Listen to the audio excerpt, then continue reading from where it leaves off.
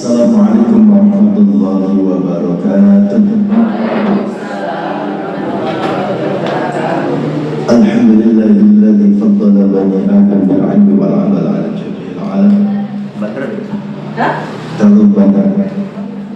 Wassalatu wassalamu ala Muhammadin sayyidil arabi wal 'ajam wa ala alihi wa sahbihi alladhina ummika amma ba'd. Ibu yang dirahmati Allah, alhamdulillah. Yang pertama dan utama tentu kita senantiasa memanjatkan rasa syukur kita kepada Allah Subhanahu wa ta'ala, karena sampai saat ini Allah Subhanahu wa ta'ala masih memberikan begitu banyak nikmatnya untuk kita semuanya, terutama tentunya nikmat iman, nikmat Islam, nikmat sehat, dan satu lagi nikmat kesempatan yang Allah berikan kepada kita pagi hari ini. Kita bisa kembali hadir di majlis yang mulia dan penuh barakah ini dalam rangka insyaallah mempererat ikatan silaturahim di antara kita, dan tentu kita niatkan pula untuk thalabul ilmi. Mudah-mudahan langkah kaki kita ke majlis ini akan tercatat sebagai amal saleh yang dapat meringankan beban kita di hari kiamat nanti. Amin ya rabbal alamin. Selanjutnya, salawat serta salam tidak akan pernah lupa kita sanjungkan kepada uswah dan qudwah kita, panutan dan anutan kita, baginda Rasul Muhammad SAW beserta keluarganya, para sahabatnya, para penerus dakwahnya, dan kita semua sebagai umatnya. Mudah-mudahan kita semua termasuk umat beliau yang biidznillah akan mendapatkan syafaat dari beliau di yaumil kiamat nanti. Amin ya rabbal alamin. Ibu yang dirahmati Allah, hari ini kita melanjutkan kajian tafsir dari Ibnu Katsir, masih surah Al-Baqarah, sekarang ayat 45 dan 46. Ya, insyaallah 2 ayat. Nanti sisanya kita akan membahas tentang amalan-amalan di bulan Dzulhijjah.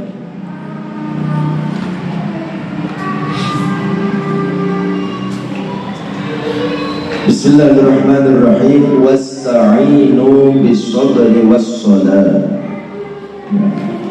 Minta tolonglah kalian semua kepada Allah dengan cara mati. Bisa enggak? Enggak.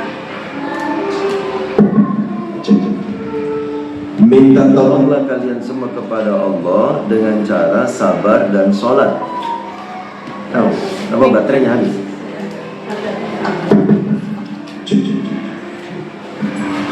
Minta tolonglah kalian semua kepada Allah dengan sabar dan sholat. Wa innaha lakabiratun illa 'alal khashi'in. Dan sesungguhnya sholat ini memang sungguh berat untuk dilakukan, kecuali bagi orang-orang yang khusyuk. Siapa orang yang khusyuk itu? Alladzina yadhunnuna annahum mulaqu rabbihim wa annahum ilaihi raji'un. Yaitu orang-orang yang meyakini bahwa mereka akan menemui Tuhannya dan bahwa mereka akan kembali kepadanya.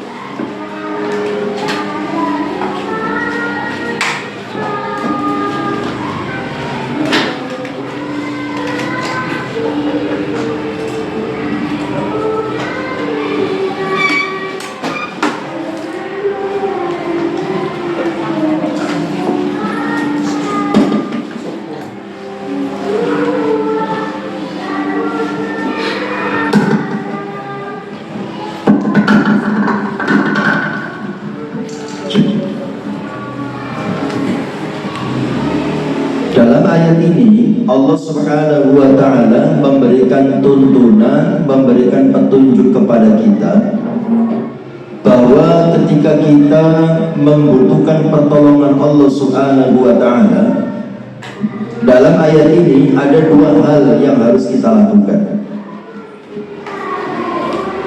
Jadi dalam hidup ini kita itu kan senantiasa tidak lepas dari 2 hal.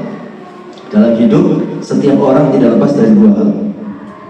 Yang pertama, keinginan yang ingin diwujudkan. Yang kedua, masalah yang ingin diselesaikan. Nah, setiap orang kan pasti punya dua hal ini. Dan kemudian kita sama-sama memahami bahwa yang bisa kita lakukan itu hanyalah berikhtiar, berusaha. Yang menentukan apakah keinginan kita terwujud atau tidak, masalah kita terselesaikan atau tidak, itu yang menentukan adalah Allah. Makanya kita membutuhkan pertolongan Allah. Dan cara agar Allah menolong kita, diantaranya dalam ayat ini dijelaskan. Yang pertama dengan cara bersabar. Apa makna sabar dalam ayat ini? Sabar dalam ayat ini maknanya bukan diam.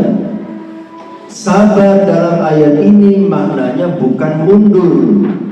Sabar dalam ayat ini maknanya bukan berhenti. Sabar dalam ayat ini maknanya bukan menyerah.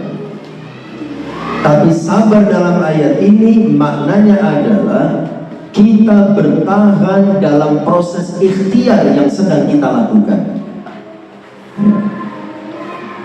Kan untuk mewujudkan keinginan kita berikhtiar. Seperti ingin pergi haji, ya ikhtiar. Ikhtiarnya apa? Nabung, kemudian mempelajari manasik hajinya. Nah, itu namanya ikhtiar. Pada saat kita sakit, ya pengen sembuh, ya ikhtiar. Bagaimana ikhtiarnya? Ya berobat. Nah, pada saat ikhtiar ini, ya, kita harus sabar. Maksudnya jangan gampang menyerah, jangan gampang berhenti, jangan gampang mundur, jangan gampang frustasi. Tapi kita harus sabar. Maksudnya bertahan. Karena kadang-kadang ada orang itu ya tidak sabar pada saat berikhtiar. Lagi sakit, mendengar informasi ada dokter terkenal, biasanya kalau berobat ke situ cepat sembuh. Kemudian dia berikhtiar ke sana berobat. Lah kok tidak secepat yang dia bayangkan kesembuhannya. Kemudian dia menggerutu. Nah, itu namanya tidak sabar. Saat kita mau pergi haji atau umroh, kita sudah nabung. Tabungan belum nyampe 25 juta untuk dapat satu porsi, ya.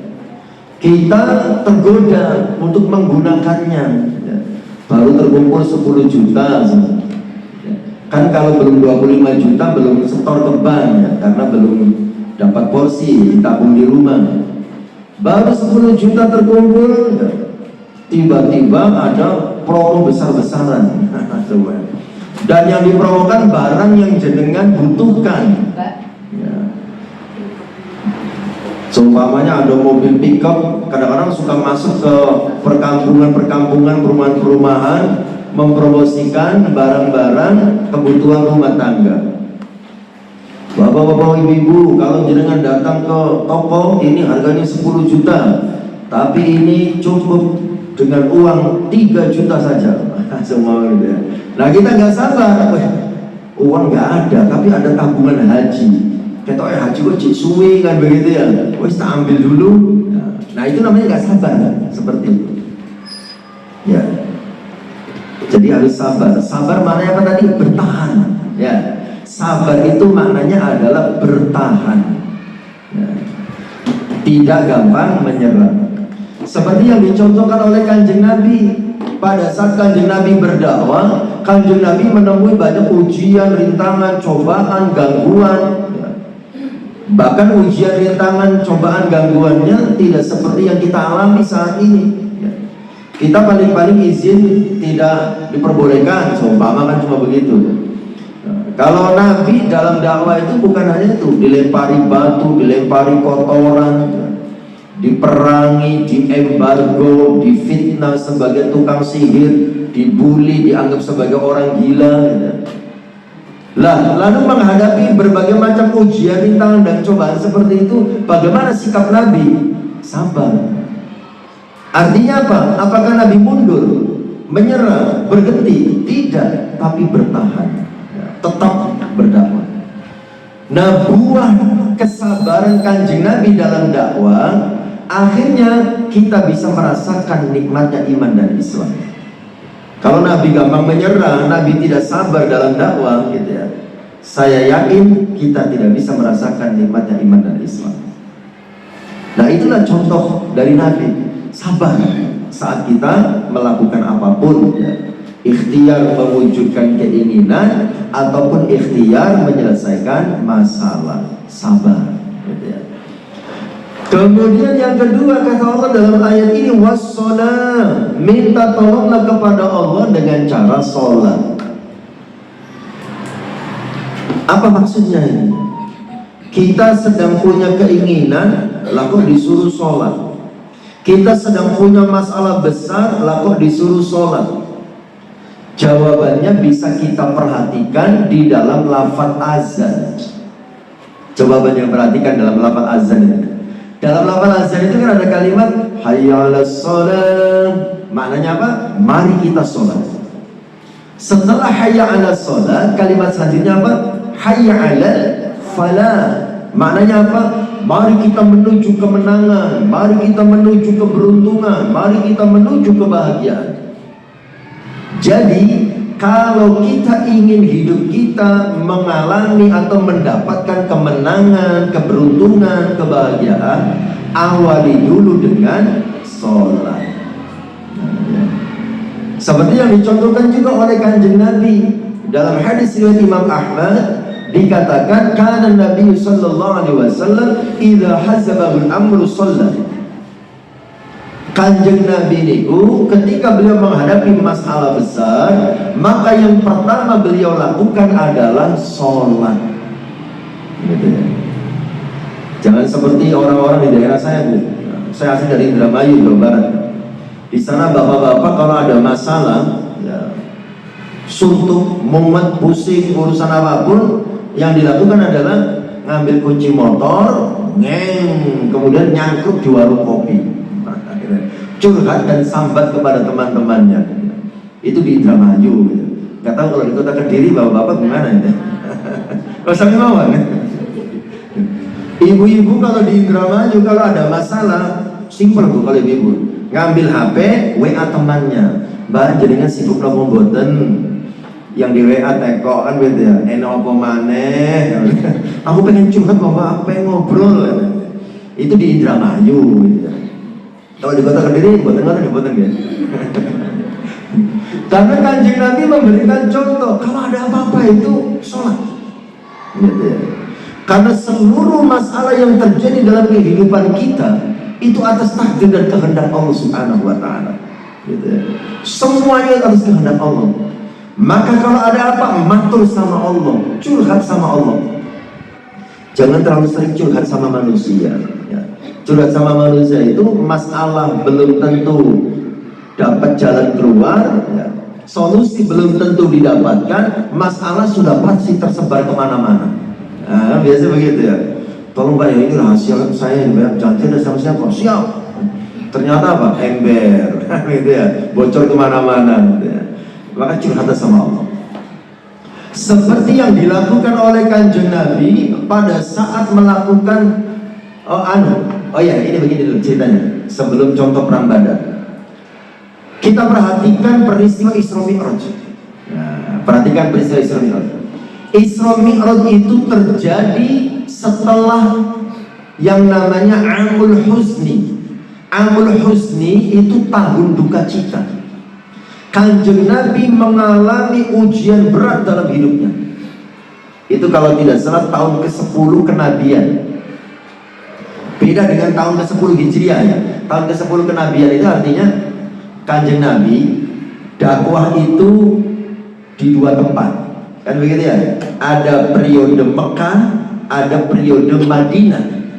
Dakwah di Mekah itu 13 tahun. Dakwah di Madinah itu 10 tahun. Setelah itu Nabi wafat. Kan begitu ya? Kan Nabi usianya 63 tahun. Diangkat jadi Nabi dan Rasul usia 40 tahun. Gitu ya. Berarti dakwahnya 23 tahun.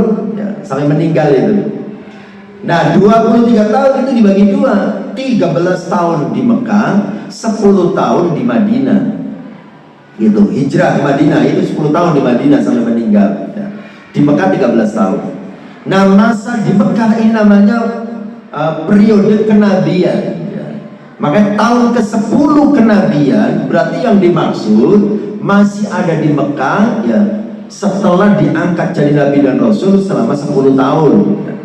Nah saat tahun ke-10 kenabian ya, Kanjeng Nabi mendapat ujian berat dari Allah. Apa ujiannya? Pertama, pamannya yang bernama Abu Thalib meninggal. Padahal Abu Thalib itu salah seorang paman yang sangat mendukung, membela, melindungi Kanjeng Nabi dalam dakwahnya ya, dari kejahatan kafir Quraisy, dari gangguan kafir Quraisy. Meninggal. Kafir Quraisy tambah berani karena tidak ada lagi yang melindungi. 3 bulan setelahnya istrinya meninggal, Khadijah ya, orang-orang penting dalam dakwah Kanjeng Nabi. Setelah itu Kanjeng Nabi pergi ke daerah yang namanya Taif, minta bantuan orang Taif agar mau membantu Nabi dalam dakwah. Tapi ternyata sampai di Taif bukannya dapat bantuan, Nabi dilempari batu sampai berdarah-darah, sampai malaikat Jibril ngamuk, tidak terima, matur kepada Kanjeng Nabi, bagaimana kalau bukit itu dibalik ditimpakan kepada penduduk Taif. Kata Nabi jangan ya. Mereka bersikap seperti itu karena mereka belum tahu kebenaran ya. Kalau sudah tahu pasti sikapnya tidak seperti itu. Masya Allah ya, itu sikap Kanjeng. Nah setelah peristiwa Amul Husni itu terjadi peristiwa Isra Mi'raj. Nabi dipanggil oleh Allah lewat malaikat Jibril untuk menemani, untuk ketemu langsung dengan Allah ya. Isra, perjalanan di waktu malam dari Masjidil Haram menuju Masjidil Aqsa di Palestina. Mi'raj, Mi'raj itu artinya naik dari Masjidil Aqsa, naik ke Sidratul Muntaha, melewati langit yang 7, ketemu langsung dengan Allah. Nah saat Nabi ketemu dengan Allah ya, Allah ingin memberikan motivasi dan semangat kepada Kanjeng Nabi, bahwa ketika Kanjeng Nabi punya masalah besar, kemudian Kanjeng Nabi mendekat kepada Allah yang maha besar, maka masalah besar itu menjadi sangat kecil di hadapan Allah Subhanahu wa Ta'ala. Seumpama kalau mau dikatakan itu, Muhammad coba lihat bumi tempat kamu beraktivitas, setelah kamu berada di dekatku, kelihatan apa tidak? Tidak, kecil banget. Orang-orang yang memusuhimu, yang mau membunuhmu, mengganggu dakwahmu, setelah kamu dekat denganku, mereka kelihatan apa tidak? Tidak kelihatan, kecil. Nah artinya, ibu yang dirahmati Allah, ketika kita punya masalah besar, maka mendekatlah kepada Allah yang maha besar, maka masalah itu menjadi kecil, tidak ada apa-apanya. Mungkin jenengan pernah membaca di buku-buku motivasi itu suka ada kalimat begitu. Kalau kita punya masalah besar, katakan kepada masalah itu, wahai masalah yang besar, aku punya Tuhan yang maha besar. Gitu ya. Kamu tidak ada apa-apanya di hadapan Tuhanku ya. Nanti semuanya menjadi kecil kalau kita sudah mendekat kepada Allah yang maha besar. Nah kemudian saat peristiwa Isra Mi'raj itu ketemu langsung dengan Allah, kemudian Allah ngajari Kanjeng Nabi bagaimana caranya supaya bisa berdekatan dengan Allah. Diajari apa Kanjeng Nabi? Sholat. Diperintahkan melaksanakan sholat, kan begitu ya. Nah kemudian turun kembali ke Mekah. Tidak lama setelah itu ya, Nabi hijrah ke Madinah. Kemudian setelah itu apa? Nabi mendapatkan kemenangan-kemenangan besar. Nabi punya masalah besar, mendekat kepada Allah yang maha besar. Setelah itu Nabi mendapatkan kemenangan-kemenangan besar. Begitu pula halnya kita. Ketika punya masalah besar atau punya keinginan yang besar, mendekatlah kepada Allah yang maha besar. Insya Allah setelah itu kita akan mendapatkan ya, kemenangan besar ya. Artinya keinginan diwujudkan, masalah bisa diselesaikan. Caranya bagaimana? Lewat sholat, kan begitu ya. Makanya dicontohkan oleh Kanjeng Nabi ketika saat perang Badar. Saat perang Badar itu perang yang tidak logis kalau dipikir secara logika, secara akal. Umat Islam kurang lebih cuma 300-an, ya. Orang kafir 1000-an, 3 kali lipatnya, lebih banyak. Ya, secara akal nggak mungkin umat Islam bisa memenangkan. Makanya Kanjeng Nabi Muhammad SAW besok perang malamnya, jadi malamnya bermunajat kepada Allah, sholat. Ya. Setelah malamnya sholat, berdoa kepada Allah, paginya berperang, mendapatkan kemenangan. Gitu. Makanya diabadikan dalam surah Al-Anfal, ya, peristiwa itu, "Istastaghithuna rabbakum fastajaba lakum anni mumiddukum bi alfin minal malaikati murdifin." Istastaghithuna, ketika kalian, ya, beristighosah. Beristighosah itu artinya berdoa, memohon pertolongan. Jadi kalau ada acara apa istighosah, berarti isinya itu adalah zikir dan doa, kan gitu ya, memohon kepada Allah, ya. Dan itu dilakukan oleh Nabi. Ketika kalian beristighosah, memohon pertolongan kepada Allah, ya, fastajaba lakum, maka Allah mengabulkan doa kalian. Kemudian kata Allah, "Anni mumiddukum bi alfin minal malaikati murdifin." Aku akan kirimkan 1000 malaikat yang datang secara berturut-turut. Pasukan manusianya cuma 300, tapi Allah kirimkan 1000 malaikat. Akhirnya Allah menangkan peperangan itu. Nah, kembali ke masalah utamanya. Jadi kalau kita punya keinginan besar, mendekatlah kepada Allah yang maha besar. Kita punya masalah besar, mendekatlah kepada Allah yang maha besar. Dan kalau Allah sudah campur tangan, ya, maka tidak ada yang sulit untuk Allah wujudkan, ya. Seperti dulu pernah saya sampaikan, ya, kita ini punya banyak kendala, tapi Allah yang pegang kendali. Libatkan Allah dalam segala urusan, maka Allah akan berikan segala kemudahan. Kalau Allah sudah ikut andil, maka tidak ada yang mustahil. Nah, kan begitu ya. Jadi ketika kita punya keinginan besar, pengen pergi haji, sesuatu yang besar itu, jangan dipikir pakai logika, dipikirnya pakai iman. Ya. Jadi jangan pernah membatasi keinginan kita dengan ukuran logika kita, ya. Karena kekuasaan Allah itu tidak terbatas. Kekuasaan Allah tidak terbatas.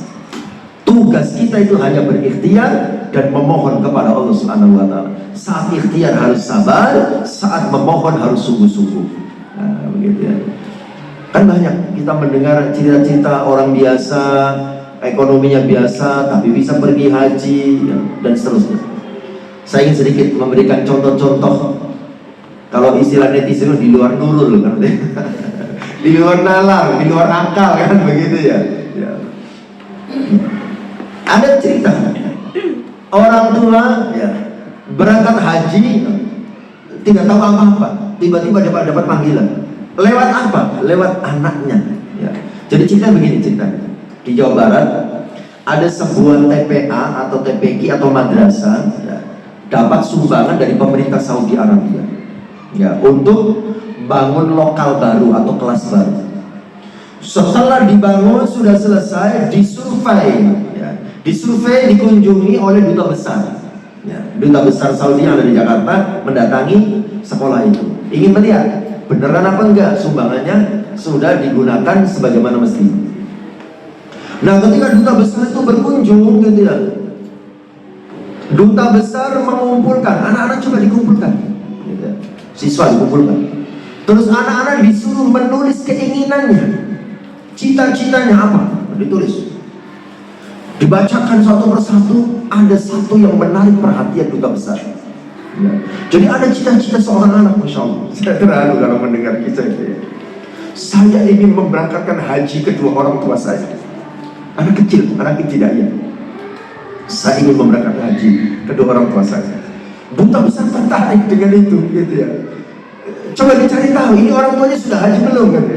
Wah, dicari tahu, gitu ya. Belum, katanya. Berangkat sebagai undangan kerajaan Saudi Arabia. Masya Allah. Jadi begitulah ya. Kalau Allah sudah campur tangan, itu tidak ada yang susah. Itu campur tangan Allah, itu kehendak Allah. Duta besar digerakkan hatinya oleh Allah, gitu ya, untuk membuat keputusan itu. Ya, jadi jangan pernah berkecil hati. Ketika Ketika ada keinginan, tetap semangat untuk meraihnya. Ketika ada masalah, tetap semangat untuk menyelesaikannya. Jangan pernah berkecil hati, ya, karena kita punya Tuhan yang maha besar. Tugas kita apa? Ikhtiar. Saat ikhtiarnya sabar, nah, gitu ya. Kemudian tadi sholat. Sholat dalam rangka apa? Sebagai sarana bagi kita untuk mendekat kepada Allah Subhanahu wa Ta'ala. Selesai sholat, berdoa. Ya, jangan pernah berkecil hati, ya. Termasuk, mohon maaf ya, mungkin jenengan sudah bosan mendengar cerita saya, ya, bagaimana saya bisa mendapatkan istri. Oh, dulu saya jomblo itu lama, Bu. Gitu ya. Saya ditolak wanita itu sampai 11 kali, Bu. Mengerikan. Enggak sih gelem, Bu. Ya. Padahal saya perasaan kalau saya ngaca tampang saya nggak jelek-jelek amat kan begitu ya. Tapi itulah takdir kan gitu. Itu saya dapat istri bagaimana cara? Sholat. Itu betul, Bu. Saya diajari sholat istikharah, ya. Selesai sholat istikharah 3 hari 3 malam berturut-turut, besoknya ada seseorang memperkenalkan seorang gadis pada saya. Tidak ada yang tidak mungkin bagi Allah. Ya. Baik. Kembali lagi ke sholat. Jadi kalau jenengan ada apa-apa, sholat. Itu dicontohkan oleh Kanjeng Nabi. Makanya sholat sunnah, gitu ya. Itu kan ada banyak macamnya. Itu disesuaikan dengan keadaan kita. Kita yang merasa rizkinya kok terbatas atau merasa kurang terus gitu ya, maka disuruh sholat duha, ya, rajin sholat duha untuk dilancarkan rezekinya. Kita pengen, seumpamanya anak sudah selesai mondok, sudah selesai kuliah gitu ya, pengen kerja ya, supaya dapat kerjaan yang bagus, orang tuanya membantu dengan sholat. Sholatnya apa? Sholat tahajud. Kan di dalam Al-Quran disebutkan, wa minal laili fatahajjad bihi nafilatan lak asa ayyab'atsaka rabbuka maqaman mahmuda. Ya. Jadi dengan salat tahajud itu nanti asa ayyab'atsaka, ya, nanti Allah akan mengangkatmu maqaman mahmuda, ke kedudukan yang terpuji. Ya. Jadi orang tuanya salat. Ya, termasuk semuanya dengan suami gitu ya, supaya pekerjaannya dapat pekerjaan yang lebih baik ya. Nah, kalau swasta semua supaya dapat proyek-proyek yang besar, seumpama kalau ngantor yang mudah-mudahan dapat kenaikan kedudukan dan seterusnya gitu ya. Istri membantu sholat. Ya, sholatnya sholat tahajud. Makanya kata Ustaz Adi Hidayat, mungkin jenengan pernah melihat ya, di YouTube beliau gitu ya. Kalau ada orang punya cita-cita ya, yang ingin diwujudkan, atau dia ada masalah yang ingin dia selesaikan, tetapi dia tidak pernah sholat tahajud, berarti dia tidak serius ingin mewujudkan keinginannya dan tidak serius ingin menyelesaikan masalahnya. Ya, jadi untuk menunjukkan keseriusan kita, ya, bahwa kita betul-betul ingin ditolong oleh Allah, mewujudkan keinginan, menyelesaikan masalah, salah satunya ditunjuk dengan sholat tahajud. Bahkan kalau menurut Adi Hidayat itu, Ustaz Adi Hidayat ya, ada 40 rakaat sholat yang sebaiknya tidak kita tinggalkan dalam setiap hari. Masih ingat 40 rakaat sholat? Ya, ya.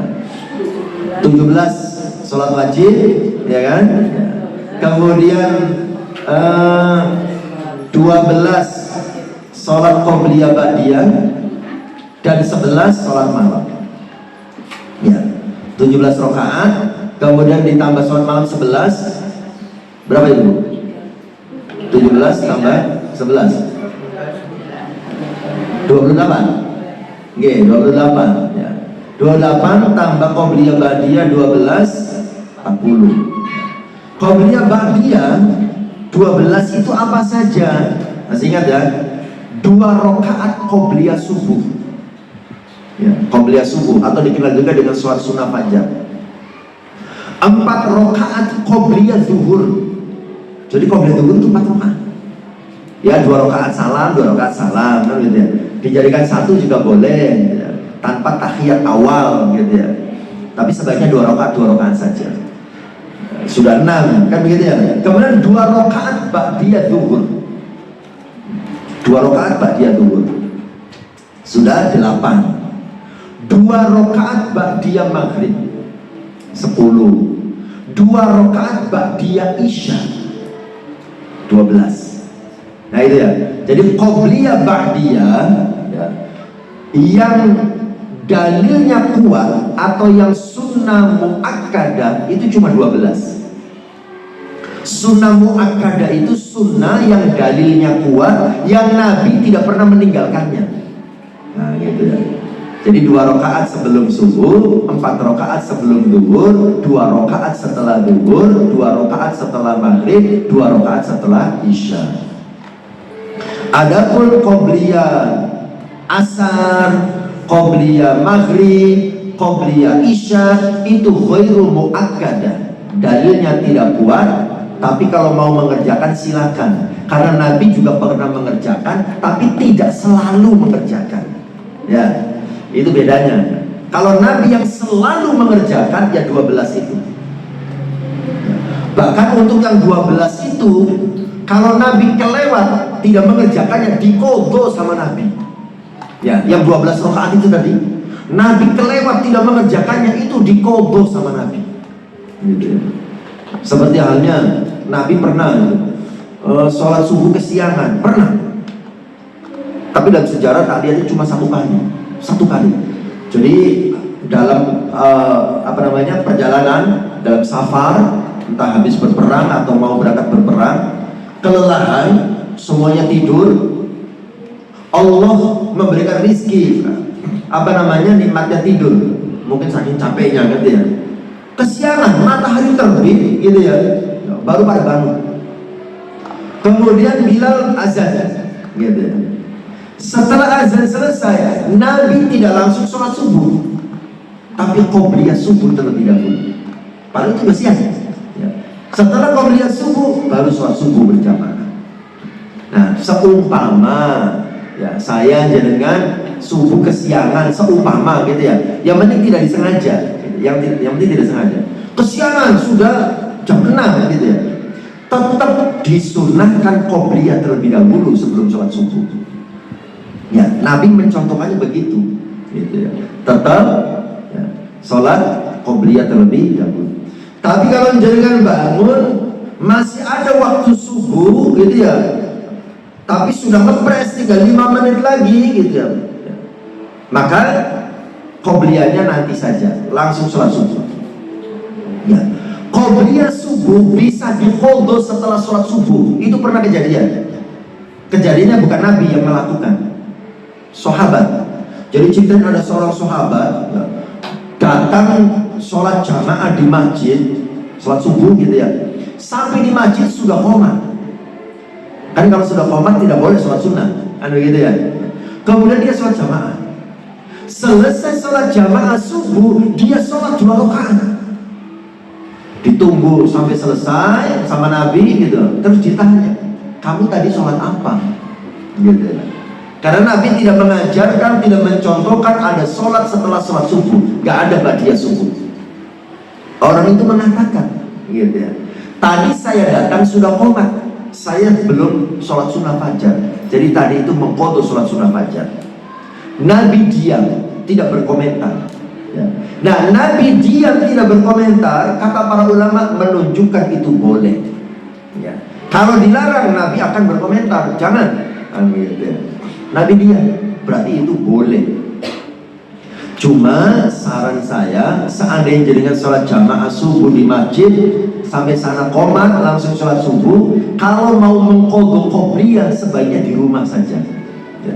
Soalnya kalau dengan sholat di sana, tidak semua orang memahami masalah ini ya.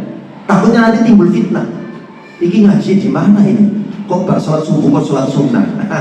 Ustaz di sopo itu? Ustaz Nawawi, oh pantes. Begitu ya.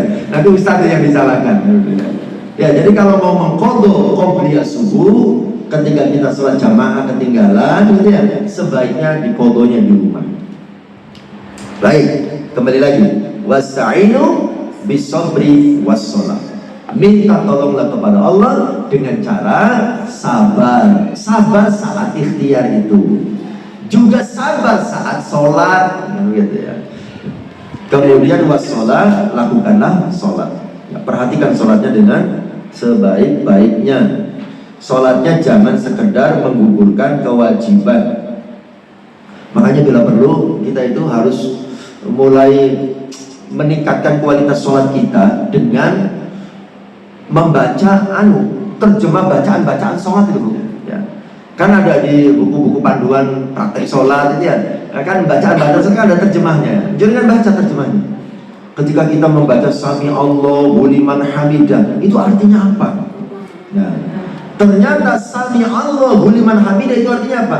Sami'a, ya, mendengar, Allah liman kepada orang hamidahu yang memujinya. Allah mendengar orang yang memujinya. Makanya setelah Sami Allahu liman hamidah, bacaannya adalah pujian kepada Allah. Rabbana walakal hamd. Yang pendek kan itu, ya. Rabbana wahai Tuhan kami, walakal hamd, bagimu segala puji. Atau yang panjang, Rabbana walakal hamdu mil'us samawati wa mil'ul ardi wa mil'u ma syi'ta min syai'in ba'd. Kan begitu yang panjang. Ya, tapi kalau yang pendek ya cukup Rabbana lakal hamd atau Rabbana walakal hamd. Ada yang ada wa-nya, ada yang tidak. Ya, bebas. Ketika baca Al-Fatihah gitu ya, itu kan isinya doa.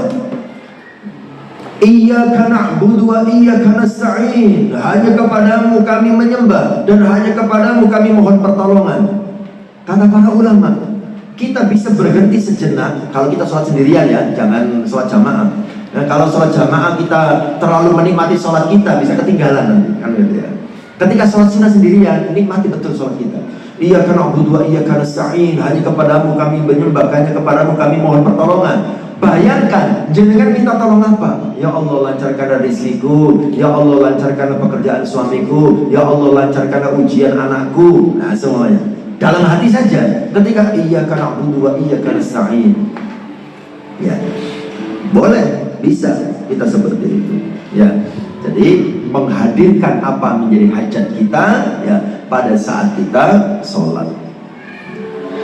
Baik, kemudian kata Allah wa inna halakabiratun illa 'alal khashiyin. Salat ini memang berat untuk dilakukan kecuali bagi orang-orang yang khusyuk. Salat itu memang berat. Ya. Karena salat itu yang digerakkan bukan hanya tangan, kaki dan badan kita. Yang berat itu salat adalah menggerakkan hati. Ya, hatinya yang digerakkan yang berat. Kan kita kadang-kadang badan sehat. Kan gitu ya, ya. Badan kuat, ya. Sehat, kuat gitu ya. Tapi rasa-rasa sholat itu kenapa? Hati yang jadi masalah ya. Mengendalikan hati. Banyak orang yang fisiknya kuat, badannya sehat, tapi tidak sholat. Hati ya. Karena komandannya tubuh kita adalah hati. Yang menggerakkan tubuh kita adalah hati. Kalau hati punya kekuatan, maka kelemahan fisik itu bisa dikalahkan. Kalau hati punya kekuatan, maka kelemahan fisik bisa dikalahkan. Nah, fisik yang lemah itu tidak jadi alasan. Yang penting hatinya kuat. Ya. Seperti jenengan mungkin ya suka melihat di medsos kan banyak gitu ya video-video di mana di situ ada orang ngapunten ya cacat ya fisik, tangannya nggak ada, kakinya nggak ada, dia menggelinding, guling-guling menuju masjid untuk sholat jamaah, gitu ya. Ada yang kakinya kecil, ya, cuma ada berapa senti, kemudian tangannya normal, dia berjalan menuju masjid dengan menggunakan ya, tangannya.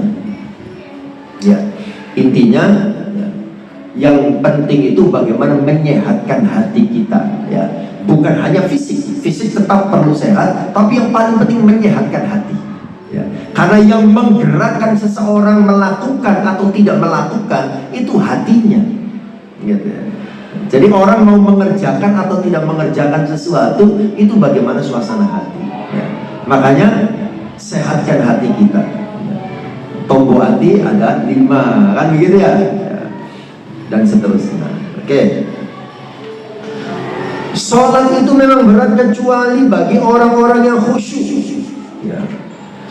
Khusyuk di sini artinya apa? Dijelaskan ayat selanjutnya. Alladzina yadhunnuna annahum mulaqu rabbihim wa annahum ilaihi raji'un. Yaitu orang-orang yang meyakini bahwa mereka akan menemui Tuhannya dan bahwa mereka akan kembali kepadanya. Ya, ternyata orang yang khusyuk itu ya, adalah orang yang meyakini bahwa dia akan ketemu Tuhannya dan nanti akan dikembalikan kepadanya. Maksudnya Dia percaya akhirat, dia percaya ada kehidupan setelah kematian yang nanti akan diminta pertanggungjawaban atas segala yang dia lakukan, maka dia semangat ya sholatnya. Tapi kalau orang yang tidak percaya Allah, tidak percaya akhirat, ya, malas melakukan kebaikan, karena dipikir ya, apa yang dia lakukan di dunia sudah tidak ada konsekuensi apa-apa setelah itu ya. Tapi kalau orang yang memahami adanya akhirat, dia memahami yang dia lakukan di dunia itu ada konsekuensinya nanti di akhirat. Melakukan kebaikan dibalas surga, melakukan dosa dan kemaksiatan dibalas neraka. Nah, makanya dia semangat dalam melakukan kebaikan. Baik, saya kira ini yang terkait dengan tafsir ayat 45-46. Intinya, apapun keinginan kita, apapun masalah kita, jangan pernah berkecil hati ya, untuk mewujudkan keinginan, dan jangan berkecil hati untuk menyelesaikan masalah. Yang penting sabar saat ikhtiar, kemudian sholatnya diperhatikan, kualitas sholatnya diperbaiki, kemudian perbanyak sholat-sholat sunnah dan seterusnya. Nah, sekarang kita akan membahas tentang bulan Dzulhijjah. Ya, tambahan. Sebentar lagi ya, bulan Dzulhijjah dimulai kalau tidak salah tanggal berapa? 8 ya? Nggih, tanggal 8. Kita masuk bulan Dzulhijjah. Bulan Dzulhijjah itu merupakan salah satu dari 4 bulan haram. Ya, salah satu dari 4 bulan haram. Ya, ada 4 bulan haram. Apa saja 4 bulan haram itu? Ya ini, saat ini kita masih berada di salah satunya, Dzulqa'dah. Ya, 4 bulan haram. Pertama Dzulqa'dah, slow. Ya. Kemudian Dzulhijjah, ya, besar. Kemudian Muharram, Suro. Kemudian Rajab, Recep orang Jawa menyebutnya. Ini 4 bulan haram. Kenapa 4 bulan ini dinamakan bulan haram? Ya, karena pada awalnya di dalam 4 bulan ini diharamkan berperang, diharamkan saling mengganggu, diharamkan saling memusuhi. Ya. Jadi orang Arab itu ya, sebelum Islam datang pun mereka sudah menyepakati di dalam 4 bulan ini tidak boleh ada peperangan. Kenapa? Karena 4 bulan ini terkait dengan ibadah haji dan umroh. Jadi orang Arab itu, orang Arab jahiliyah pun sebelum Islam datang, mereka itu biasa melaksanakan ibadah haji. Karena ibadah haji itu kan syariat dari zamannya Nabi Ibrahim. Ya. Cuma ketika Islam datang lebih disempurnakan. Ya. Nah, mereka itu bersepakat di dalam 4 bulan ini tidak boleh saling mengganggu, tidak boleh saling menyerang, tidak boleh saling merampok gitu ya. Karena orang Arab itu kan hobinya perang antar suku, kalau ada kafilah dagang suka dirampok dan seterusnya gitu ya. Nah, mereka bersepakat 4 bulan ini tidak ada peperangan. Kenapa 4 bulan ini yang dijadikan pada kesepakatan?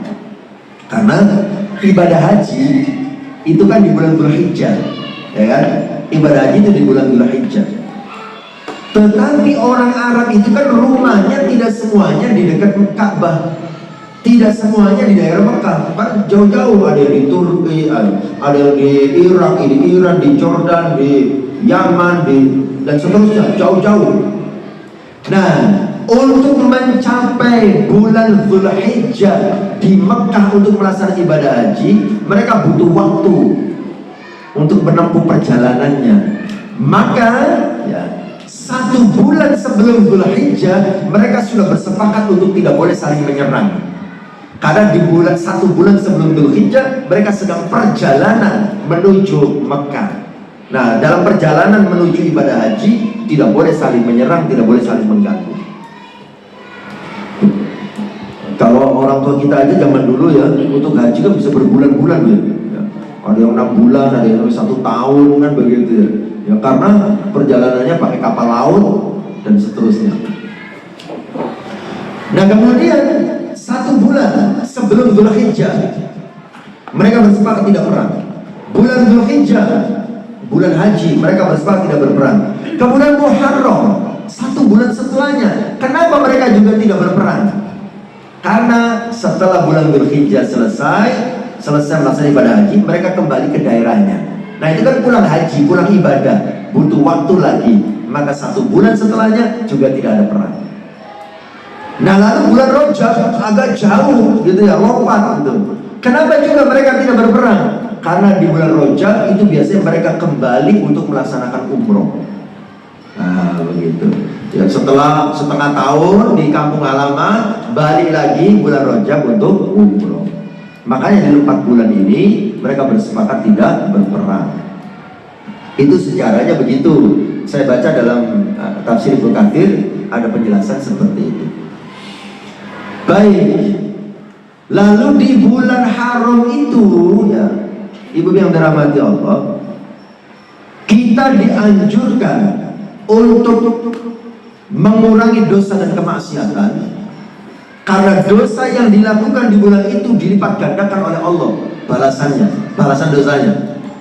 Tetapi begitu pula sebaliknya, kita dianjurkan memperbanyak amal soleh, karena amal soleh yang dilakukan di bulan itu pahalanya juga dilipat gandakan oleh Allah Subhanahu wa Ta'ala.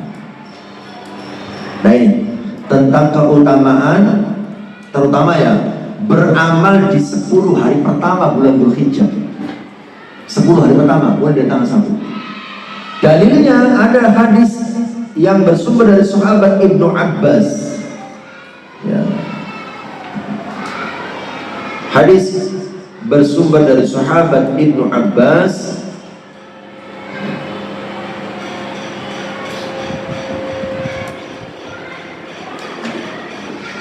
Hadis ini diriwayatkan oleh Imam Abu Dawud. Kata Rasulullah, "Ma min ayyamin al-amalu shalih fiha ahabbu ila Allah min hadhihi al-ayyam." yakni ayyam al-ashr. Qalu ya Rasulullah wala jihad fi sabilillah? Qala wala jihad fi sabilillah illa rajulun kharaja bi nafsihi wa malihi falam yarji' min dhalika bi syai'. Tidak ada satu amal soleh yang lebih dicintai oleh Allah melebihi amal soleh yang dilakukan pada hari-hari ini, yaitu 10 hari pertama bulan Dzulhijjah. Amal soleh yang paling dicintai adalah amal soleh dilakukan di 10 hari pertama bulan Dzulhijjah. Para sahabat bertanya, tidak pula jihad di jalan Allah? Kata Nabi, iya, tidak pula jihad, kecuali ya, orang yang berangkat jihad dengan jiwa dan hartanya, namun tidak ada yang kembali satupun. Maksudnya, ada orang melakukan ibadah amal soleh di 10 hari pertama bulan Dzulhijjah, kemudian yang satunya ada orang berjihad. Ya. Kalau orang berjihad ini berangkat jihad kemudian kembali pulang dalam keadaan hidup, pahala jihadnya ini kalah sama pahala orang yang beramal di 10 hari pertama bulan Dzulhijjah. Tapi kalau orang yang berangkat jihad ini ya, syahid di sana, maka itu memang tidak ada yang bisa mengalahkan pahalanya. Gitu ya. Jadi kalau orang berjihad sampai syahid, tidak ada yang bisa mengalahkannya. Tapi kalau berjihad kemudian pulang masih hidup, gitu ya, maka pahalanya masih kalah dengan orang yang beramal di 10 hari pertama bulan Dzulhijjah. Ya, makanya jangan disia-siakan nanti. Lalu apa saja amalan yang dianjurkan? Nah, ini yang perlu kita pahami. Yang pertama, puasa. Amalan yang dianjurkan untuk kita lakukan di bulan Dzulhijjah adalah puasa. Memperbanyak puasa. Berapa hari puasanya? Mungkin ini banyak yang belum tahu. 9 hari. Dari tanggal 1 sampai tanggal 9. Ya. Tanggal 9 itu hari Arafah. Ya, tanggal 10-nya kan Lebaran. Ya. Jadi disunahkannya puasa dari tanggal 1 sampai tanggal 9. Ya. Dalilnya ini dari Hunaidah bin Khalid, ya, dari istrinya. Beberapa istri Nabi mengatakan an ba'di azwajin Nabi dan seterusnya. Rasulullah sallallahu alaihi wasallam, ya, berpuasa pada 9 hari Dzulhijjah. Ya. Jadi di antara amalan yang dianjurkan berpuasa dari tanggal 1 sampai tanggal 9. Kalau tidak bisa 9 hari, 2 hari. Hari Tarwiyah dan hari Arafah. Berarti tanggal 8 dan tanggal 9. Ya. Kalau tidak bisa, minimal 1 hari, hari Arafahnya saja. Ya, tanggal 9. Insya Allah itu kalau tidak salah, kalau lebarannya hari Senin, tanggal 10-nya hari Ahad yang berarti puasa Arafah. Ya. 1 hari, karena 1 hari itu pahalanya menghapus dosa 2 tahun. Ya, puasa Arafah itu keutamaannya menghapus dosa 2 tahun, dosa 1 tahun yang lalu dan dosa yang belum dikerjakan 1 tahun yang akan datang. 2 tahun. Ya. Jadi eman-eman, puasa 1 hari menghapus dosa 2 tahun. Ya. Tapi perlu dipahami, dosa yang dihapus ini hanyalah dosa kecil yang hubungannya dengan Allah. Kalau dosa besar tidak bisa dihapus dengan ibadah apapun kecuali dengan bertobat. Kemudian yang kedua, kalau dosanya dengan manusia juga tidak bisa dihapus dengan ibadah apapun kecuali minta maaf kepada yang bersangkutan. Ya. Jadi ternyata paling berat itu adalah dosa dengan manusia. Dosa dengan Allah, kita mohon ampun pada Allah, selesai. Dosa dengan manusia, gitu ya, yang membuat kita berat untuk menyelesaikannya adalah ego dan gengsi. Gitu. Karena orang itu egonya gede, gitu ya, gengsinya besar, gitu ya, nggak mau minta maaf. Bicara karena PK piye, tak layanane, begitu ya. Nah itu. Baik, kembali lagi puasa. Puasanya 9 hari kalau bisa. Dan puasa sunnah ini bagi jenengan yang masih punya utang. Puasa Ramadan, kemarin Ramadan ada utang gitu ya, karena haid dan lain sebagainya, itu bisa didobel di situ. Ya. Artinya ya, 1 kali puasa bisa mendapatkan 2 pahala. Ya. Pahala menggugurkan kewajiban qadha puasa Ramadan dan pahala puasa Dzulhijjah. Tapi nanti kalau jenengan niatnya untuk qadha Ramadan dan puasa Dzulhijjah, ya, niatnya double itu ya, maka tidak boleh dibatalkan di siang hari. Karena ada qadha Ramadannya. Karena itu puasa wajib, gitu ya. Tidak boleh seenaknya membatalkan. Kecuali kalau ada udzur syar'i. Udzur syar'i itu diantaranya kalau lagi puasa nanti mati, kan begitu ya, karena sakit semuanya ya. Tapi kalau cuma puasa sunnah, cuma puasa Dzulhijjah gitu ya, jenengan lagi enak-enak puasa gitu ya, bestinya datang kemudian mau traktir, mbak, ayo mbak, di sana ada rumah makan baru launching, begitu ya, wah diskonnya besar-besaran, makanannya enak-enak loh mbak, gitu. Jenengan membatalkan boleh. Kalau puasa sunnah gitu ya, ya puasa sunnah dibatalkan, wah sungkan ya menolak ya gitu ya. Saya juga penasaran di rumah makannya kayak opo kan ya, seumpama gitu ya. Nah, puasa sunnah itu boleh dibatalkan, gitu ya. Tapi kalau puasa wajib tidak boleh dibatalkan seenaknya, gitu ya. Baik, kembali lagi guys. Jenengan untuk niatnya tetap satu atau kenapa? Untuk niatnya mana? Untuk niatnya ada yang mengatakan cukup niat qadha Ramadan yang sunnahnya sudah include terbawa, gitu ya.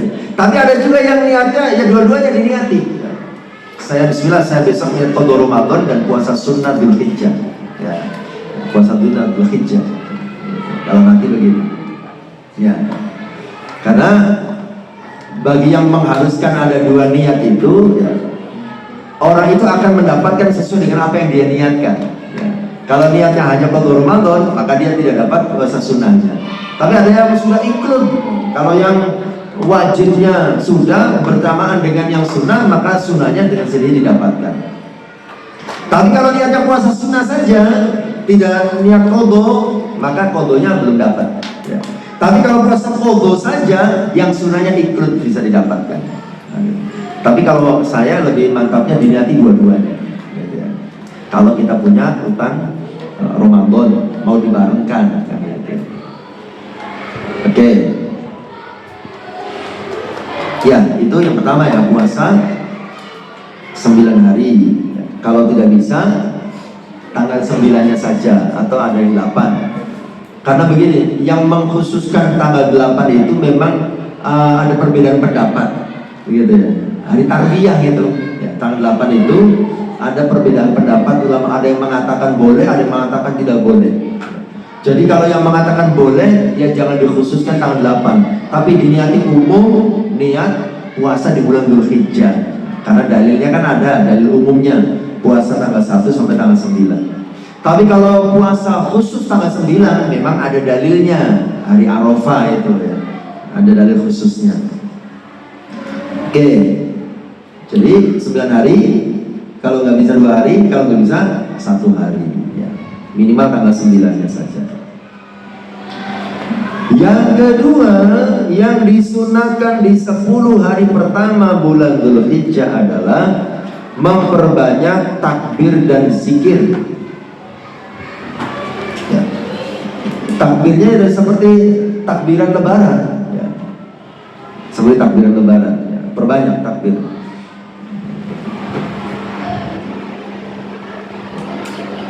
Nah, di sini ada penjelasan takbir itu ada takbir mutlak, ada takbir muqayyad. Takbir mutlak itu takbir yang tidak dibatasi waktunya, boleh kapan saja, boleh di mana saja. Bahkan di sini sahabat Ibnu Umar dan Abu Hurairah pernah keluar ke pasar pada 10 hari pertama Dzulhijjah lalu bertakbir. Lantas manusia pun ikut bertakbir. Ya, ini namanya takbir mutlak. Ya. Kalau takbir muqayyad itu takbir yang dibaca setelah sholat, takbiran yang dibaca setelah sholat, itu namanya takbir muqayyad. Ya. Nah, untuk takbir muqayyad yang dikaitkan dengan waktu tertentu, yaitu habis sholat itu, kalau orang yang sedang melaksanakan ibadah haji, mulainya itu hari lebaran tanggal 10 pada zuhur. Takbirannya orang ibadah haji, ya, takbiran Idul Adha-nya itu di hari raya Idul Adha ba'da zuhur sampai akhir hari tasyrik. Ya, hari tasyrik itu 3 hari setelah lebaran. Kalau orang yang tidak pergi haji, ya, saya baca dalam dalil-dalil itu mulainya tanggal 9 hari Arafah itu sudah mulai takbiran. Subuh hari Arafah sudah mulai takbiran ya. Tapi umumnya kita di masyarakat itu dimulainya pada maghrib malam lebaran. Ya, umumnya kan begitu ya. Ya. Malam lebaran pada maghrib ya mulai takbiran. Karena biasanya nunggu pengumuman dulu dari pemerintah, kan gitu ya. Jadi lebaran besok apa enggak, kan gitu. Makanya takbirannya habis maghrib, ya. Nunggu ru'yatul hilal. Ya. Padahal di dalilnya itu mulainya tanggal 9, pokoknya hari Arafah, hari itu puasa, hari itu mulai takbiran. Bagi yang tidak pergi haji, ya. Kalau yang nggak haji, takbirannya hari lebarannya pada zuhur. Akhirnya sama hari tasyrik. Jadi kita takbiran di bulan di hari raya Idul Adha, ya, itu tidak hanya 1 hari, tapi 4 hari, ya, sampai hari tasyrik terakhir, sampai tasyrik pada asar. Kemudian yang ketiga, dianjurkan di bulan Dzulhijjah menunaikan ibadah haji dan umroh bagi yang mampu. Yang keempat, memperbanyak amal soleh. Seperti halnya ya, memperbanyak sholat sunnah, memperbanyak puasa sunnah, memperbanyak sedekah, memperbanyak baca Al-Quran, memperbanyak berzikir, gitu ya. Karena amal soleh yang dilakukan di dalam bulan Dzulhijjah pahalanya dilipat gandakan oleh Allah Subhanahu wa Ta'ala.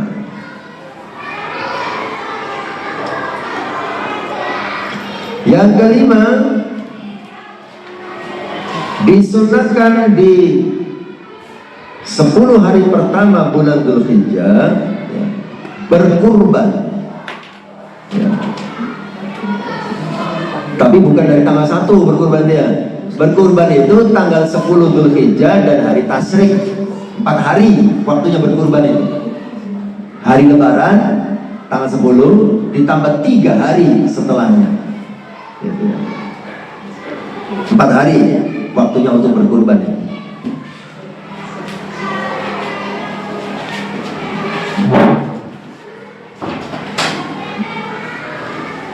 Oke, kemudian yang terakhir, yang keenam, memperbanyak bertaubat ya.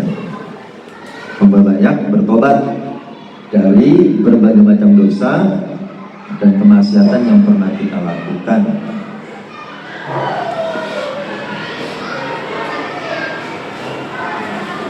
Baik, ini materinya. Kalau ada yang mau didiskusikan, dipersilakan. Kalau tidak ada, nanti kita tambah dengan fikih kurban ya. Ibu ada yang mau ditanyakan? Kita ada waktu masih banyak, 25 menit lagi sampai setengah 10. Pak Ustadz, kalau takbir itu kan kayaknya nggak umum ya, mulai dari tanggal 1. Terus kita takbir sendiri nggak apa-apa? Iya, takbir sendiri aja. Kalau zaman sahabat kan sampai takbiran di pasar-pasar gitu ya. Kita takbir sendiri aja ya, perbanyak daripada nganggur, gak ada kerjaan, terus kita ya takbir ya, sendirian di rumah. Ada yang ditanyakan Ibu? Jin, belum? Assalamualaikum Ustaz. Assalam. Saya mau tanya, apabila kita sedang melakukan sholat itu angop keluar, Iya. terus pas bacaan sholat besar, kasih ya.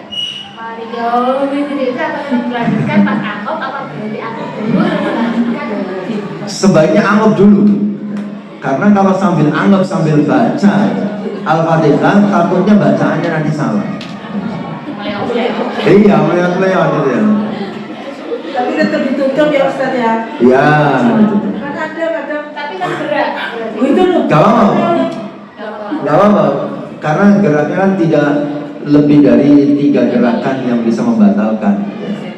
Ya, gak apa-apa. Sebaiknya berhenti dulu dari bacaannya, anggap dulu. Dan usahakan anggapnya jangan dibunyikan. Karena ada dalam fikih apa namanya? Kalau fikih mazhab Syafi'i gitu ya. Batuk, bersin, anggap ya. Kalau dibunyikan kemudian membentuk sebuah kata, itu bisa batal. Gitu ya. Wah ampun. Sambil ngomong kan ngomong wah ampun ya. Jadi terbentuk sebuah kata itu batal karena dianggap berbicara atau mengatakan sesuatu di luar bacaan sholat. Nah, gitu. Tapi kalau tidak berkata termasuk gerakan. Kenapa? Kalau tidak berkata dalam hal itu, tapi kita cuma diam aja angop itu termasuk suatu gerakan nggak? Enggak. Ya. Dianggap satu gerakan itu adalah gerakan yang disengaja. Ya, anggap itu kan di luar kuasa kita. Bersin, batuk di luar kuasa kita. Ya. Mungkin ada lagi. Bersin dibunyikan isi. Masih apa isi? Lagi bersin, bisa batal. Kadang-kadang ada yang iseng kan gitu ya. Bersin di bentuk kata gitu ya. Kalau di luar sholat terserah, gitu. Dalam sholat bisa batal. Ada lagi Ibu? Ini mungkin kalau tidak ada mau diteruskan dengan korban. Ya. Baik, kalau tidak ada kita lanjutkan ya, dengan fikih kurban.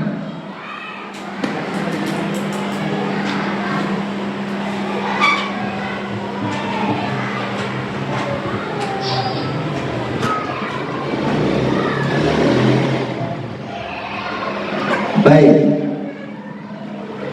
terkait dengan kurban, pertama seperti biasa kita dalilnya dulu. Apa sih dalil disyariatkannya kurban itu? Pertama dalam surat Al-Kautsar, Inna a'tainakal kautsar. Inna sesungguhnya kami a'tainaka telah memberikan kepadamu al-kautsar, nikmat yang banyak. Fasolli, maka sholatlah kamu li rabbika, untuk Tuhanmu, wanhar, dan berkurbanlah. Ya, itu dalil perintah berkurban dalam Al-Quran. Dalam hadis, salah satu contohnya hadis yang diriwayatkan Imam Bukhari dan Muslim, sumbernya dari sahabat Anas bin Malik. Doha Rasulullah sallallahu alaihi wasallam bikabshaini amlahaini akranaini, dan seterusnya. Rasulullah berkurban dengan 2 ekor kambing kibas putih yang telah tumbuh tanduknya. Nah, itu dalilnya ya. Nah, keutamaan berkurban diantaranya dalam sebuah hadis riwayat Ibnu Majah dan Imam Tirmidzi, Siti Aisyah mengatakan bahwa Nabi bersabda, tidaklah pada hari nahar itu lebaran Idul Adha, manusia beramal suatu amalan yang lebih dicintai oleh Allah daripada mengalirkan darah dari hewan kurban. Kurbannya akan datang pada hari kiamat dengan tanduk, kuku, rambut hewan kurban tersebut. Ya. Tadi hari raya Idul Adha, amalan yang paling dicintai oleh Allah di hari itu adalah menyembelih binatang kurban. Ya. Seumpamanya kurban itu harganya cuma 3 juta, kambing semua gitu ya, atau urunan sapi cuma 3 juta, dibandingkan dengan sedekah 100 juta yang tidak dilupakan kurban, ya, itu pahalanya lebih besar yang kurban di hari itu, ya, di hari berkurban, hari nahar, dan 3 hari tasyrik. Amalan yang utama, sedekah paling utama adalah berkurban, gitu ya, dibandingkan amalan yang lainnya. Nah itu. Nah, hukum berkurban sekarang. Hukum berkurban ada 2 pendapat ulama. Yang pertama mengatakan wajib bagi yang mampu. Bagi yang mampu dihukumi wajib. Dalilnya mana? Kelompok pertama ini diantaranya yang berpendapat, ulamanya namanya Robi'ah, gurunya Imam Malik, Abu Hanifah, kemudian Imam Ahmad. Ya. Dalilnya adalah hadis yang bersumber dari Abu Hurairah, diriwayatkan oleh Imam Ibnu Majah dan Hakim. Kata kanjeng Nabi, man kanat lahu sa'atun falam yudhhi fala yaqrabanna musallana. Siapa yang memiliki kemampuan, kelapangan rezeki, tapi tidak mau berkurban, jangan dekat-dekat musolaku, kata kanjeng Nabi. Kanjeng Nabi nggak mau dekat-dekat. Ya. Nah itu dalilnya diantaranya. Maka dihukumi wajib. Pendapat yang kedua, berkurban itu hukumnya sunnah muakkadah, sunnah yang sangat ditekankan. Nah, perbedaan penentuan hukum ini tentu melahirkan konsekuensi yang berbeda. Kalau yang berpendapat wajib bagi yang mampu, kalau ada orang mampu kemudian tidak berkurban, berarti berdosa. Namanya wajib, kan begitu ya? Beda dengan yang sunnah muakkadah, ada orang mampu berkurban tapi dia tidak berkurban, tidak berdosa karena sunnah muakkadah. Tapi mayoritas ulama menyepakati mayoritas itu adalah sunnah muakkadah, tidak sampai derajat wajib. Dalilnya mana? Di antaranya dari Abu Mas'ud Al-Ansori. Beliau mengatakan, sesungguhnya aku sedang tidak berkurban, padahal aku adalah orang yang berkelapangan. Itu kulakukan karena aku khawatir kalau tetanggaku mengira kurban adalah wajib bagiku. Hadis riwayat Imam Baihaqi. Kemudian ada hadis yang lain dari Abu Sorihah. Abu Shalihah berkata, aku melihat Abu Bakar dan Umar sementara mereka berdua tidak berkurban. Nah itu dalil-dalilnya. Jadi sunnah muakkadah, sunnah yang sangat dianjurkan. Jadi bagi yang mampu sebaiknya berkurban. Dan syariat kurban ya, atau ibadah kurban itu bukan seumur hidup satu kali, setiap tahun bagi yang mampu ya. Beda dengan akikoh, satu kali seumur hidup kan begitu ya. Kalau kurban itu tiap tahun, bagi yang mampu dianjurkan tiap tahun. Baik, kemudian hewan yang boleh dikurbankan itu hanya bahimatul an'am, hewan ternak tertentu. Unta, sapi, kambing. Masuk dalam kategori sapi, kerbau. Masuk kategori kambing, domba. Itu hanya itu. Sekalipun ada orang yang uangnya banyak mengorbankan binatang yang lebih mahal, tapi di luar itu tetap tidak sah kurban. Dengan punya ikan arwana, ikan koi, harganya puluhan juta. Wah ini mahal bu, harganya ini Ustaz korbankan buat Idul Adha. Ini tidak sah kurbannya, sekalipun harganya lebih mahal. Atau kuda, sebenarnya begitu ya, ratusan juta harganya dikorbankan, tetap tidak sah kurbannya. Jadi hanya boleh binatang itu yang dari kurban. Ada yang bertanya di Parah itu, saya peternak ayam Ustaz, ayam saya banyak gitu ya. Bagaimana kalau satu kandang ini saya beli semua untuk kurban gitu ya. Nah, tetap tidak sah, sebab satu kandang. Ya, kalau maksa disembelih di hari Idul Adha dibagi-bagikan ke tetangga, ya tetap tidak apa-apa, boleh. Ya, tapi pahalanya sedekah, bukan kurban. Nah, gitu. Tidak dapat pahala kurban. Baik, kemudian berikutnya, nah ini yang saya sampaikan ini bisa jadi ada yang sudah tahu, ada yang belum. Kalau yang belum tahu, ya, jangan ngambil kesimpulan di awal sebelum saya selesai menjelaskan. Apa itu? 1 ekor kambing untuk 1 keluarga. Ya, ada yang belum tahu ataupun ada yang sudah tahu. 1 ekor kambing boleh untuk 1 keluarga. Ya, artinya pahalanya bisa untuk 1 keluarga. Adapun yang dimaksud 1 ekor kambing untuk 1 orang itu dalam masalah biaya pengadaannya. Ya. Jadi uang untuk membeli kambing yang mau dijadikan kurban tidak boleh urunan, hanya boleh dari 1 orang. Tetapi saat berkurbannya, menyembelihnya, pahalanya bisa ditujukan untuk 1 keluarga. Sebagaimana yang dicontohkan oleh Kanjeng Nabi. Kanjeng Nabi ketika mau menyembelih kurban, hadza minni wa min ummati lam yudhi. Ini kurban dariku dan dari umatku yang belum berkurban. Padahal 1 ekor kambing. Niat kurbannya bisa untuk banyak orang, tapi pengadaan uangnya hanya boleh dari 1 orang. Ya. Kalau menerima sumbangan boleh, tapi bukan urunan. Contoh di keluarga ini, seorang suami, seorang ayah mengatakan sama anak istrinya, "Bapak pengen kurban tahun ini, ya, tapi sayang ya, bapak uangnya cuma ada 1 juta. Padahal kambingnya itu minimal yang bagus itu 3 juta, kurang 2 juta. Nah terus anak-anaknya karena sudah pada kerja, sudah punya hasil penghasilan itu ya, ngomong ke bapaknya, ya udah Pak, yang 2 jutanya kami sumbang, sah sebagai kurban. Tapi kalau anak-anaknya bilang, ya udah Pak, yang 2 jutanya kita urunan, tidak sah sebagai kurban. Nah, bisa dibedakan ya.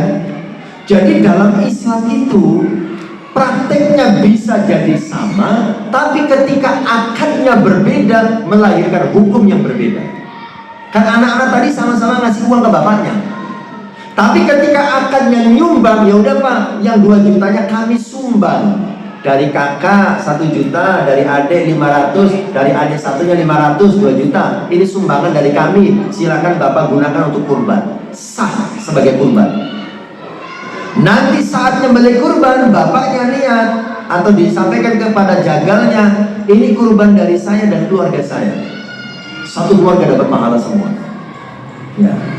Tapi kalau anaknya bilang, ya udah Pak, duitnya urunan, ada yang 500, ini 500, saya 1 juta, urunan, tidak sah sebagai kurban.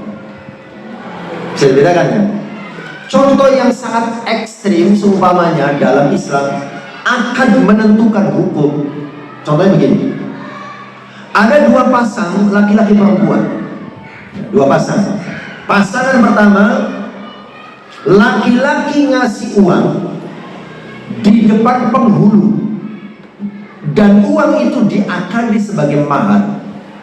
Ngasih uang kepada pihak wanita, akadnya akad nikah sebagai mahar uang itu. Setelah itu berhubungan badan.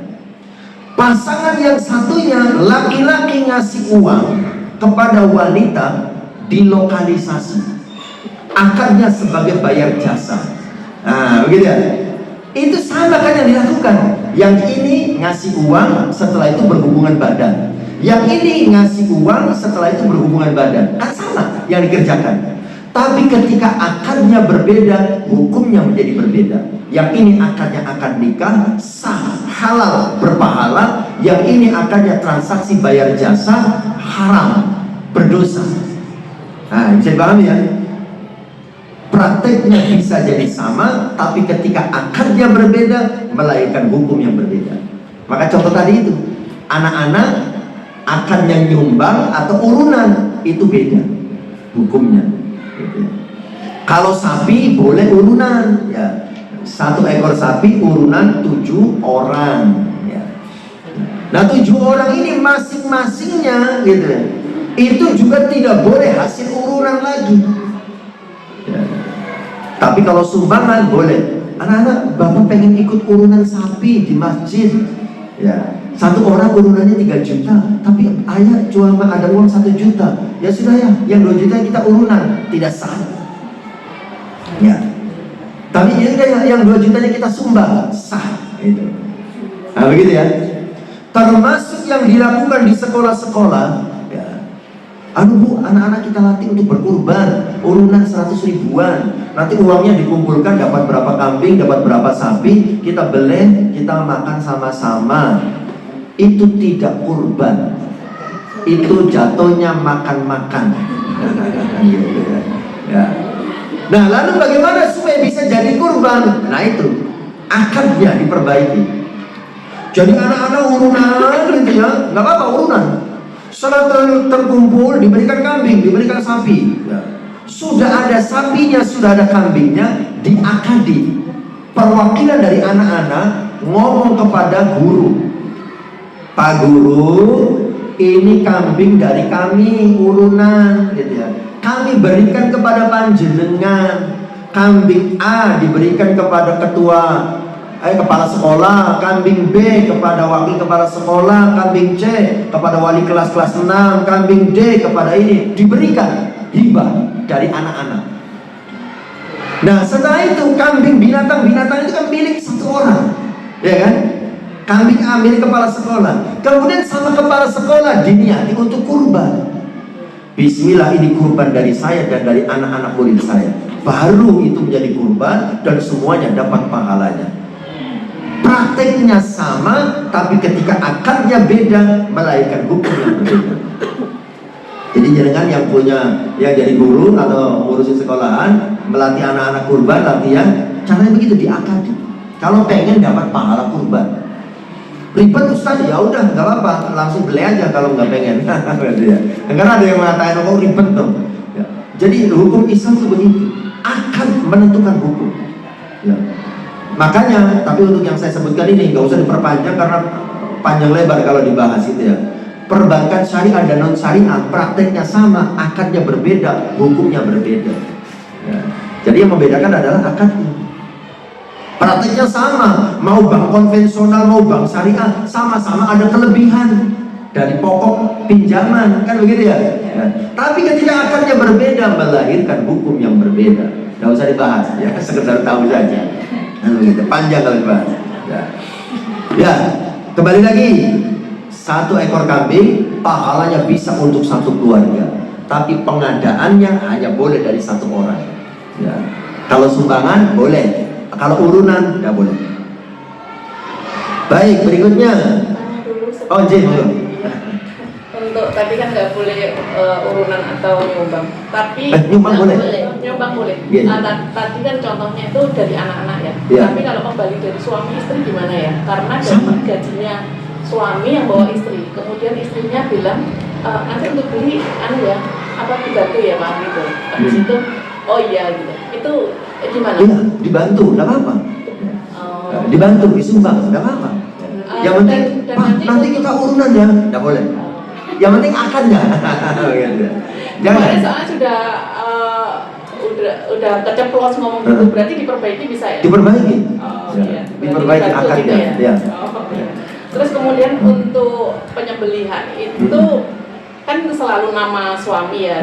Misalnya kayak gitu perlu nggak ganti kayak nama istri atau tetap nama suami sudah berkahnya ke semua keluarga? Sudah dapat semuanya. Ya. Jadi yang utama itu uangnya dari siapa? Uang utama. Ya. Uang utama dari suami dalam membeli itu kemudian disumbang oleh istri atas nama suami. Uang utamanya dari istri disumbang oleh suami atas nama istri. Kalau uangnya yang besar dari istri tetapi nama istri dinamakan suami juga nggak apa-apa kan? Dihibahkan dulu. Ya. Sumbang dari. Ya. Karena merasa si istri kan juga dari suami gitu. Oh gitu. Suami. Ya sebaiknya atas nama suami aja. Oh, iya. Nanti atas nama Bapak A dan keluarga. Nah itu udah semuanya ke bawah. Nah begitu. Yang penting jangan ada akad urunan. Ya. Akadnya, Pak nanti dibantu ya, boleh. Begitu ya. Nanti disumbang ya, oke. Nah itu boleh. Ya. Tapi kalau nanti urunan ya, nggak boleh. Kalau kambing gitu ya. Begitu. Kalau seperti saya ya, orang tua sudah meninggal ya. Mungkin adik saya itu nggak berkorban ya. Ya. Saya atasnamakan keluarga dari bapak saya itu nggak apa-apa ya. Nah ini mau saya bahas. Bagaimana berkorban untuk orang yang sudah meninggal? Nah begitu ya. Begini. Berkorban atas nama orang yang meninggal itu ada 3 bentuk. Ya. Yang pertama, kita berkorban atas nama orang yang meninggal karena berwasiat. Orang tua kita sebelum meninggal berwasiat, anak-anak nanti kalau bapak atau ibu meninggal, tolong kalian berkorban atas nama bapak ya. Nah, itu boleh berkorban atas nama orang yang meninggal dalam rangka menjalankan wasiat. Ya, 1. Yang kedua, berkorban atas nama orang yang meninggal tanpa ada wasiat. Ya. Jadi kalau yang pertama itu semuanya sepakat boleh karena ada wasiat. Berkorban atas nama orang meninggal itu semua ulama sepakat. Kalau yang kedua berkorban atas nama orang yang meninggal tanpa ada wasiat, ulama berbeda pendapat. Imam Ahmad bin Hanbal membolehkan, tidak apa-apa. Itu sama dengan bersedekah yang pahalanya untuk orang yang sudah meninggal. Zaman Nabi pernah dilakukan. Ada orang bikin sumur, diwakafkan ke masyarakat, pahalanya untuk ibunya yang sudah meninggal. Kata Nabi boleh. Pendapat yang kedua selain Imam Ahmad bin Hanbal mengatakan tidak boleh. Ya. Berkorban atas nama orang meninggal tanpa ada wasiat itu tidak boleh. Pendapat yang kedua. Ya. Kenapa? Dalilnya apa? Karena Nabi tidak pernah mencontohkan. Nabi belum pernah itu berkorban atas nama Khadijah yang sudah meninggal. Gitu ya. Atas nama Hamzah pamannya yang sudah meninggal, nggak pernah Nabi mencontohkan. Itu pendapat yang kedua. Ya. Kemudian bentuk yang ketiga, ya. Nah, kita berkorban ya, atas nama yang mengeluarkan uang dan seluruh keluarganya. Nanti itu akan termasuk yang sudah meninggal. Ya. Jadi kita yang hidup gitu ya, bismillah, ini kurban atas nama saya dan keluarga saya. Nah keluarga saya itu terbawa semua, baik yang masih hidup ataupun yang sudah meninggal, termasuk orang tua. Jadi tidak perlu diakadi secara khusus. Gitu ya, sudah include. Tapi mohon maaf, Seandainya ada yang mengkhususkan gitu ya, kurban per nama, ya per kambing per nama, ya jangan dilarang, itu pun tetap sah. Ada orang kaya, atur-aturan duitnya gitu ya, anaknya 5, ya satu anak 1 ekor kambing gitu ya. Ini kambing ini atas nama anak pertama, ini kambing atas nama anak kedua, tidak apa-apa, tetap sah. Gitu ya. Tapi seandainya satu kambing kemudian pahalanya diniatkan untuk satu keluarga, itu juga boleh. Jadi jangan dipersoalkan. Cuma kalau kita yang uangnya terbatas, kemudian tiap tahun digilir gitu ya, untuk tahun ini atas nama ayah dulu ya, untuk tahun depan atas nama bunda, tahun berikutnya atas nama kakak. Kalau nyampe umurnya, kalau rizkinya longgar terus tiap tahun, kan begitu ya. Nah kalau tiap tahun nggak longgar rizkinya, longgarnya cuma 1 kali, maka lebih baik diatasnamakan satu keluarga, gitu, supaya semuanya dapat pahalanya, gitu ya. Oke. Berikutnya terkait dengan kurban yang perlu dipahami, ya. Ini untuk panitia. Oh ya, sebelum untuk panitia, nah ini ada pembahasan begini. Manakah yang lebih baik, ikut urunan sapi atau kurban satu kambing sendirian? Jadi sebetulnya kalau menurut contoh dan dalil, kurban sendirian itu lebih utama daripada yang ikut urunan. Ya. Kurban kambing satu sendirian dengan ikut urunan sapi 7 orang, ya, itu lebih bagus kurban kambing sendirian. Cuma belakangan panitia itu lebih banyak memotivasi untuk kambing, untuk sapi, kan gitu ya, patungan sapi. Ya. Padahal yang bagus itu sendirian daripada urunan. Jadi seandainya dengan kambing sendirian dengan sapi sendirian, lebih bagus sapi sendirian. Sapi sendirian tapi ya. Tapi kalau sapi urunan dengan kambing sendirian, lebih bagus kambing sendirian. Ya. Cuma kita tetap melihat situasi, ya.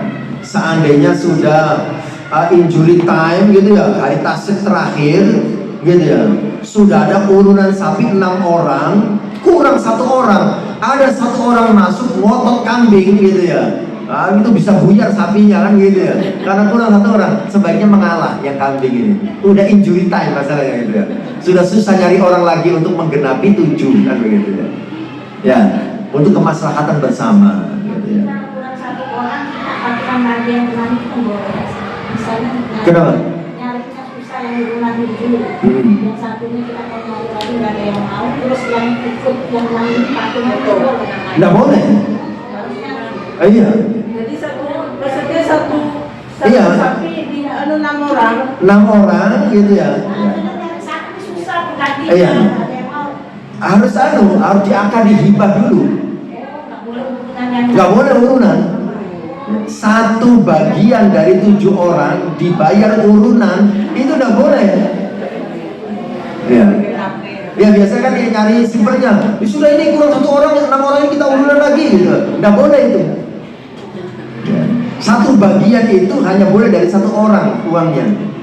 Kecuali kalau nyumbang. Ya, jadi seulama ya 6 orang ini, ya, sebaiknya 6 orang ini nyumbang kepada 1 orang. Semua panitia, panitia, ini kita 6 orang nyumbang jenengan 1 bagian atas nama jenengan. Nah itu baru boleh. Kan sama-sama mengeluarkan uangnya, ya kan? Tapi akadnya berbeda, melahirkan hukum yang berbeda. Benar ya? Jadi sekalipun 6 orang ini mampu semua, udah yang satunya kita tutup sampai rame-rame, kan begitu ya? Nah boleh itu. Kecuali diakadi nyumbang kepada salah seorang. Ini kita buat jenengan ini uang, jenengan ikut tutup itu 1 orang lagi. Nah baru boleh. Uangnya sumbangan, bukan urunan. Ya, ada nih ya. Makanya kadang-kadang masyarakat suka menyepelekan akad itu. Kok ribet tuh tadi mau doain kok ada ya? Bukan. Beda. Ya. Jadi Islam itu yang membedakan itu hukum itu dibedakan oleh akadnya. Jadi harus manut, begitu ya. Ya contoh yang paling konkret yang sangat mudah dipahami tadi itu kan sepasang laki-laki perempuan kan gitu ya. Ya sama-sama ngasih uang, setelah itu sama-sama hubungan badan. Yang satu akadnya akad nikah, yang satu akadnya transaksi bayar jasa kan gitu ya. Prakteknya sama, akadnya beda, hukumnya beda. Gitu ya. Nah begitu. Jadi jangan menyepelekan akad. Akad dalam Islam itu menentukan hukum. Gitu ya. Contoh lain. Mazhab Syafi'i itu mengharamkan jual beli barang najis. Ya. Tapi ada barang najis yang ada manfaatnya. Contohnya kotoran binatang ternak, ada manfaatnya, gitu ya. Itu kalau akadnya jual beli itu nggak boleh dalam mazhab Syafi'i. Ya, jangan punya kotoran sapi, saya membutuhkannya untuk pupuk, gitu ya. Bu, kotoran sapi, jangan saya beli ya. Oh iya Pak, silakan, gitu ya. Akad jual beli haram. Gitu ya. Nggak boleh jual beli barang najis, gitu ya. Nah terus bagaimana caranya? Akadnya hibah, saling memberi, ya, gitu ya. Jangan kelihatannya butuh kotoran sapi, ini saya punya nih, silakan pakai. Oh iya matur suwun. Nah, ini saya ada sedikit rezeki buat jenengan. Prakteknya sama, yang satu ngasih uang, yang satu ngasih barang, gitu ya. Tapi ketika akadnya beda, hukumnya beda. Sangat paham ya? Nah begitu. Ya. Baik. Terakhir yang perlu dipahami ini untuk panitia, gitu ya. Tidak boleh membayar jagal diambilkan dari daging kurban. Apakah diambilkan dari kepalanya, kakinya, ataupun kulitnya? Ini kulit jangan dijual, kasihkan ke jagal sebagai bayarannya. Gak boleh. Daging kurban tidak boleh ada yang dijual, harus dibagi habis. Kalau mau dijual setelah dibagi, boleh. Kan kalau sudah dibagi kan terserah yang punya mau diapakan. Ya, seperti di Jakarta itu kan banyak kan orang miskin kota Jakarta datang ke Istiqlal dapat daging banyak-banyak, mereka mau dimakan satu hari gak habis, mau disimpan di kulkas gak punya, dijual, ditukar untuk beli beras, ditukar beli minyak, rinson, terserah kalau sudah jadi miliknya. Kan begitu ya. Tapi kalau dijual sebelum dibagi tidak boleh. Kalau kepalanya dijadikan sebagai bayaran jagal, nanti binatang kurban di akhirat tidak ada kepalanya. Ya, kasihan yang berkurban. Loh kepalanya kok hilang? Oh dipakai buat bayaran. Ya, gitu ya. Buat bayar jagal. Kulitnya dipakai bayar jagal atau dijual, nggak ada kulitnya nanti binatang. Ya, jadi tidak boleh. Nah, untuk kasus kulit yang banyak menjadi masalah, para ulama itu bisa mensiasati, tunjuk orang yang akan menerima, gitu ya. Pak, jangan bagiannya kulit ya, jangan bagiannya kulit. Ya. Terus jangan mau kulit apa mau uang? Ya. Saya mau uang aja, yaudah. Panitia menjualkan. Ini punya jenengan, saya bantu jualkan. Nah, itu pengepul kulit kan biasanya kan sudah banyak yang nongkrong di masjid-masjid tempat kurban yang besar-besar gitu ya. Nah itu dijual. Ini jatahnya orang itu. Ya. Sudah dibayar, uangnya dikasihkan kepada yang ditunjukkan, atau diserahkan ke panti asuhan, ya, panti jompo, panti asuhan yatim dan seterusnya, gitu ya. Kontak pengurusnya, Bu, ini ada kulit banyak ini dari masjid ini, ya, kulit kambing kurban atau sapi kurban, gitu ya. Tolong diterima gini. Oke Pak, siap. Jangan mau kulit apa mau uang? Ya, saya uang aja Pak. Ya sudah, kami bantu menjualkan. Tapi sudah diserah terimakan dulu, diakadi dulu. Ini sudah milik panti asuhan itu. Sama panitia dibantu dijualkan. Uangnya kasihkan di sana. Nah, begitu caranya. Jadi jangan dijual dulu, kemudian uangnya dikasihkan. Belum ada akad serah terima sebelumnya. Kan prakteknya sama ya, sama-sama ngasih uang, kan begitu ya. Tapi akadnya berbeda, hukumnya berbeda. Baik, selesai. Udah lewat 9:30, tapi boleh kalau ada yang mau ditanyakan. Jen. Misalnya kalau kita kurban kan biasanya dari ini itu misalnya kepalanya diambil dimasak atau buntu dimasak itu boleh nggak? Iya, baik. Begini, pada hakikatnya daging kurban itu siapapun boleh memakannya. Pertama pahami gitu ya. Yang berkurban boleh, ya. Yang jadi panitia boleh, yang tidak jadi panitia boleh. Siapapun boleh memakan daging kurban. Pertama itu. Tapi dengan catatan, ya, bukan sebagai bayaran. Ya, bukan sebagai bayaran. Itu indikatornya gimana? Jadi panitia masak-masak gitu ya, masak-masak. Nah, yang boleh memakannya itu tidak hanya panitia, orang lain pun harus boleh memakannya. Tapi kadang-kadang panitia kan suka ada yang sinis itu. Ini mau toko-toko melu mangan gitu ya. Gurung megang opo-opo, gak ngewangi opo-opo, melok mangan. Nah, itu kalau panitia marah-marah begitu, berarti dia minta diistimewakan, itu sebagai bayaran untuk dia. Haram. Gak boleh. Jadi masak boleh, tapi semua orang boleh makan. Yang ngewangi ataupun yang tidak, yang datang dari awal atau yang tiba-tiba muncul kan begitu. Semuanya harus boleh. Atau disiasati lagi begini, pengkurban itu kan dapat jatah. Ya, paling banyak sepertiga. Ya, dari kurban. Nah, pengkurban itu kan ada yang saya nggak mau, nggak gitu ya. Nah, itu diakadi sama panitia. Pak, jatah jenengan bagaimana kalau kami masak untuk makan-makan panitia? Oh ya silakan. Berarti dia memakan jatahnya pengkurban itu. Nah, jadi bisa disiasati dua itu ya. Yang pertama masak-masak, semua orang boleh makan, yang ngewangi ataupun yang tidak, atau disiasati dengan jatahnya salah seorang pengkurban. Nah, begitu. Ya, prakteknya sama, ketika akadnya beda, hukumnya beda. Kalau harganya itu statusnya sapi 17 juta ya. Iya. Untuk yang nyembelih pokoknya dinaikkan itu nggak apa-apa. Boleh. Jadi kan biasanya panitia kan, Bu, ini urunannya 3,5 juta sudah termasuk biaya operasional. Nah, biasanya bahasanya kan begitu. Oke, ya, deal. Jadi ini sudah ada operasional. Operasionalnya berapa belum bisa dipastikan karena harga binatangnya belum jelas. Pokoknya sisanya itu untuk operasional. Nah, begitu. Oke. Wonten malih, monggo, jangan. Oke. Saya mau tanya, teman saya itu pernah tanya ke saya ya guys. Dulu waktu kecil itu orang tuanya nggak mampu untuk akikoh. Oke. Nah, ketika dia sudah dewasa bekerja, pengennya itu korban.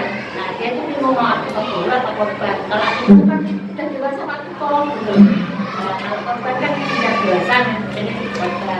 Intinya itu akikoh dulu atau korban. Ya, jadi perlu dipahami, akikoh itu kewajiban orang tua. Ya, bukan kewajiban anak. Karena yang mendapat manfaat akikoh itu orang tua. Ya.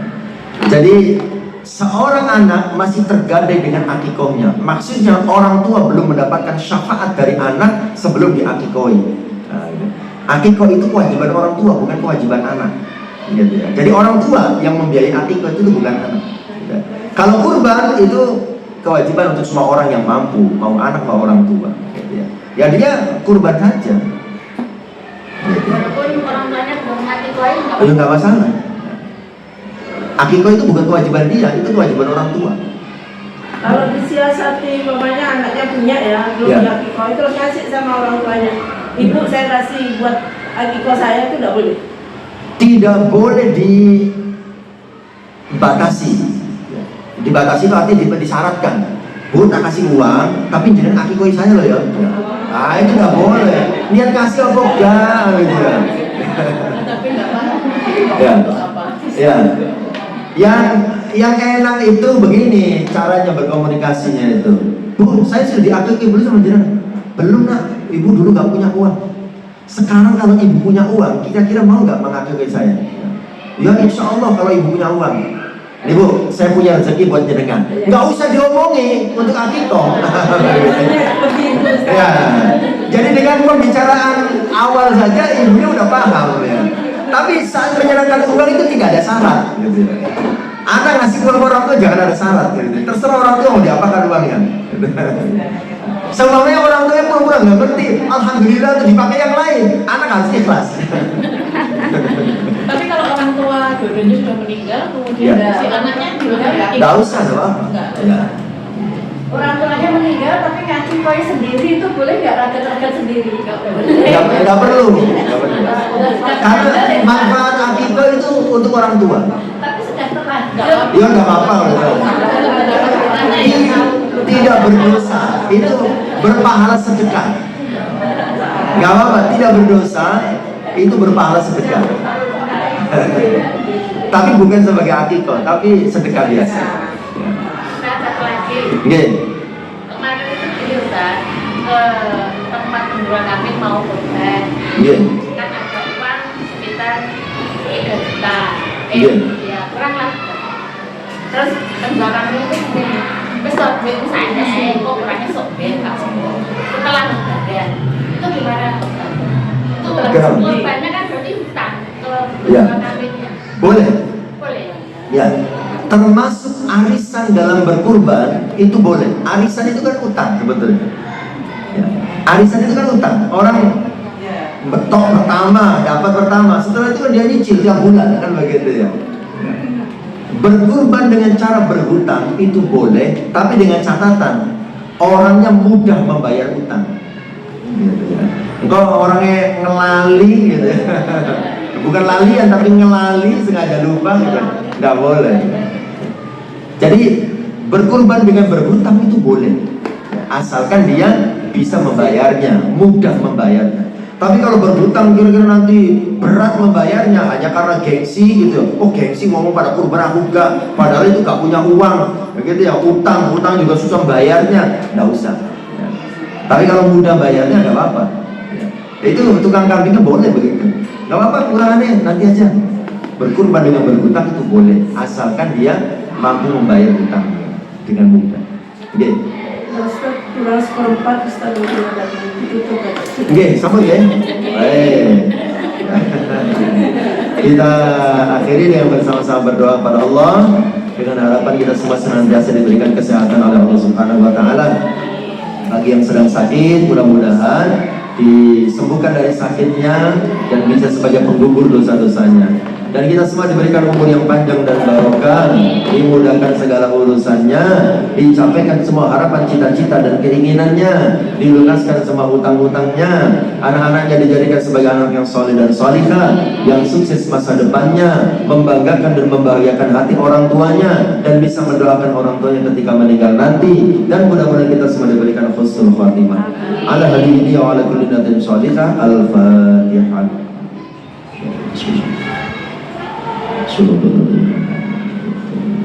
Bismillahirrahmanirrahim. Alhamdulillahirabbil alamin. Hamdan syakirin, hamdan na'imin, hamdan yafi na'amika kafi maziza. Ya Rabbana lakal hamdu ta'ala bi jalali wajhikal karim wa 'azimi sultanik. Allahumma shalli 'ala sayyidina Muhammadin salatan tuwassil biha 'ala al-arzaq wa tuhassin biha lana al-akhlaq wa 'ala alihi wa sahbihi wa sallim ya arhamar rahimin. Rabbana dhalamna anfusana wa illam taghfir lana wa tarhamna lanakunanna minal khasirin wa tub 'alaina maulana innaka antat tawwabur rahim. Allahumma inna na'udzubika minal hammi wal hazan wa na'udzubika minal 'ajzi wal kasal. ونعوذ بك من الجبن والبخل ونعوذ بك من غلبة الدين وقهر الرجال يا حي يا قيوم برحمتك نستغيث رب اشرح لنا صدرنا ويسر لنا أمورنا واحلل عقدة من لساننا يفقهوا قولنا ربنا اغفر لنا ذنوبنا ولوالدينا وارحمهما كما ربيانا صغارا ربنا هب لنا من أزواجنا وذرياتنا قرة أعين واجعلنا للمتقين إماما ربنا لا تزغ قلوبنا بعد إذ هديتنا وهب لنا من لدنك رحمة إنك أنت الوهاب ربنا آتنا في الدنيا حسنة وفي الآخرة حسنة وقنا عذاب النار وادخلنا الجنة مع الأبرار يا عزيز يا غفار يا رب العالمين وصلى الله على سيدنا محمد النبي الأمي وعلى آله وصحبه وسلم سبحان ربك رب العزة عما يصفون والسلام على المرسلين والحمد لله رب العالمين بسر الفاتحة.